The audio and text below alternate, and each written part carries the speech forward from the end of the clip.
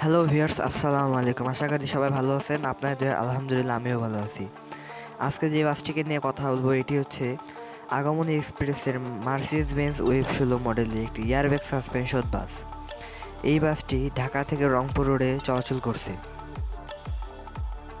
তো এটা তাদের বাসের ব্যাক সাইড। তাদের ফ্রন্টের ডিজাইনটা খুব ইউনিক ছিল, মোটামুটি সুন্দর ছিল ও মার্সিডিজ বেঞ্জের লোগোটা তুলনামূলক অনেক ছোট। আগমনী এক্সপ্রেস রংপুরে একটি স্থানীয় অপারেটর। মার্সিডিজ বেঞ্জ ওয়েভ 16 একটি জার্মানি ব্র্যান্ড। তাদের পরে এটি প্রথম জার্মানি ব্র্যান্ডের বাস। তারা 2 ইউনিট মার্সিডিজ বেঞ্জ ওয়েভ 16 বাস ক্রয় করে।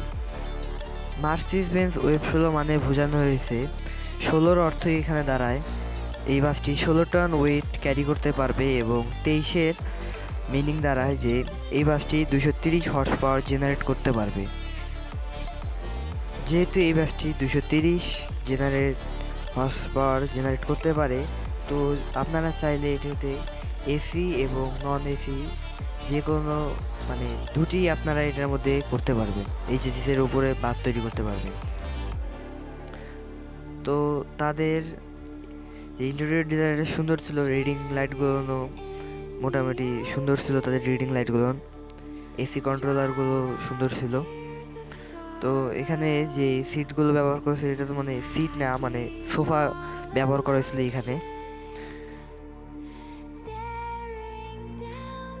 আপনি যে কোনো জাপানি বাস দেখেন, কিন্তু জাপানি বাসগুলো 11 মিটার হয়ে থাকে, কিন্তু মার্সিডিজ বেঞ্জ ওই ওয়েভ 16 23 মডেলের বাসগুলো 12 মিটার হয়ে থাকে। এই জন্য এই বাসগুলোর বডি শেপগুলো তুলনামূলক একটু বড় এবং সুন্দর দেখা যায়।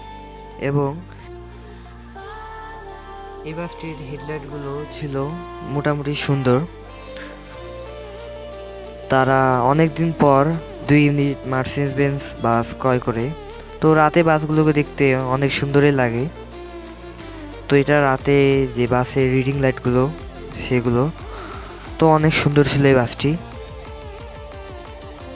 মার্সিডিজ বেঞ্জ বাসগুলো সাধারণ বাসের থেকে একটু লম্বা হয়ে থাকে, এই জন্য এদের এই বডি শেপ ও যে কালার এগুলো অনেক সুন্দর হয়ে ফুটে। এই বাসটিতে যে পেইন্টটি ব্যবহার করা হয়েছে এটি তাদের নিজস্ব পেইন্ট। তো বাসটি যেহেতু একটি 12 মিটার সিরিজের উপর, তাই এই পেইন্টটি ফুটে উঠেছে। তো আপনারা যারা এই যে একটি বিজনেস ক্লাস বাসে ভ্রমণ করতে চান তারা যোগাযোগ করতে পারেন আগমনী এক্সপ্রেসের সাথে। ধন্যবাদ। তো ইনশাল্লাহ সামনে নতুন কোনো ভিডিও নিয়ে দেখা হবে। আল্লাহ হাফেজ।